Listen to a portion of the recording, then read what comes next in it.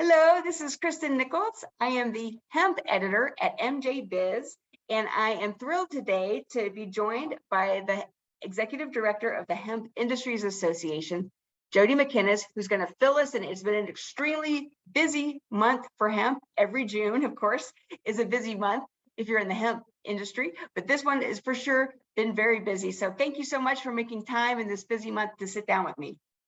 Really glad to be here. Thanks so much, Kristen. All right, top line, of course, setback for hemp operators as they were challenging a DEA rule that criminalizes common methods of hemp extraction. Don't want to bore everybody's pants with all the backstory. What I want to ask you is kind of what's the path forward here for the industry, in your opinion? It's a salient question. I mean, when you exhaust judicial remedies, what path ahead is there? And really, I think we have to work towards a legislative fix at the federal level. Fortunately, there are lawmakers who understand that this is an issue already. Maine's Representative Shelley Pingree introduced a bill, the Hemp Advancement Act, a few months back, which the HIA supports. It's not a perfect bill, and we hope to make it better, but one of the excellent things that it does is it solves this problem that was trying to be resolved with the DEA, and essentially includes intermediate hemp extract and waste hemp material, the substances at issue in the DEA's rule. It includes those in the definition of hemp, thereby eliminating any ambiguity about whether or not the DEA has a role in hemp, which of course we don't. So we're going to be working to see that bill advanced and hopefully potentially addressing this and several other key problem points for the industry. Quick follow-up, and I'm not sure of the answer, I'm genuinely confused. Do you know, is it the DEA's position? I've never heard of any, this is like while stuff is in manufacturing, goes hot. Has there been any suggestion? I didn't see anything in the case or any suggestion from DEA that somehow rogue operators might take hot extract before they can remediate it and shunt it to the illicit market. I've just not heard of that happening. And I'm wondering if you think that is a valid concern, or it's, like you said before we talked about this is just DEA wanting their hands in the pie because every agency wants their hands in every pie. I just wondered if you'd ever heard that this was ever happening, or is a concern for hemp operators? I don't think there is any concern that would be the case. I mean, there certainly haven't been any instances of it that have made any kind of headlines, but I do know that suspicion or that sort of presumption of criminal possibility is at the heart of not just the DEA's rule, but the requirement that all labs that do testing have to be registered with the DEA.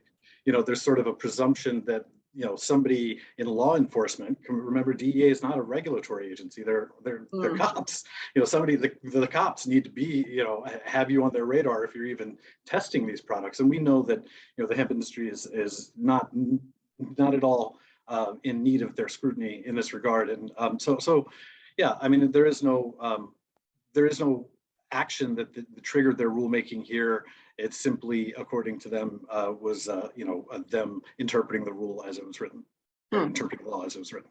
Yeah, no, thanks for clearing that up. I wanted to make sure I wasn't missing something huge. Speaking of regulation, there's another big three-letter word, I guess, in Washington. That's, of course, the FDA. This month, for the first time since 2019, the FDA had a hearing to talk about cannabinoids.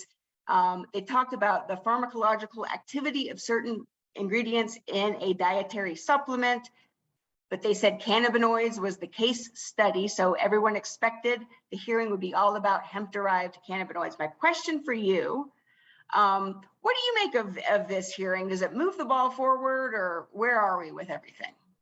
Well, I think as an industry, we have to welcome any efforts by the FDA to open dialogue and to hear from the industry and get some input and to reflect their decision-making process and how they prioritize these issues within their own organization. I think everybody would be everybody is probably it would be understandable if everybody was a little bit skeptical about the practical impact, right? I mean, essentially, this is a goodwill gesture on their part, not really progress towards a resolution. But even as you described, their focus on the pharmacological effects reflects the FDA's perception of CBD in particular as a pharmacological consideration. So until there is direction from, again, from Congress that mandates that it's a nutritional supplement or dietary supplement, they're not going to look at it that way.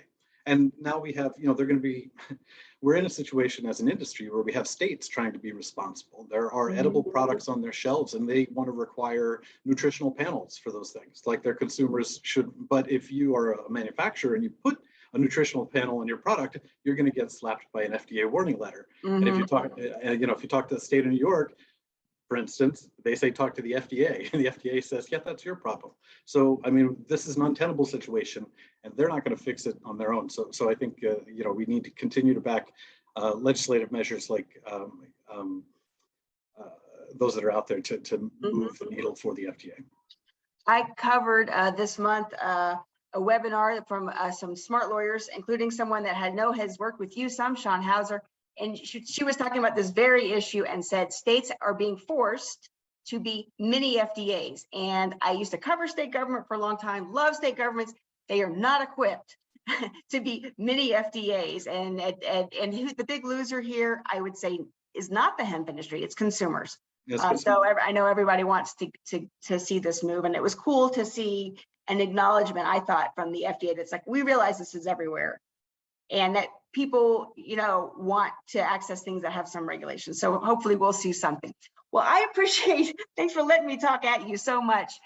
Thank you so much. Happy Hemp History Month. I think there's a lot going on with you guys this month. We will talk soon. If there's any news, of course, hit us up. I've always got my ears open.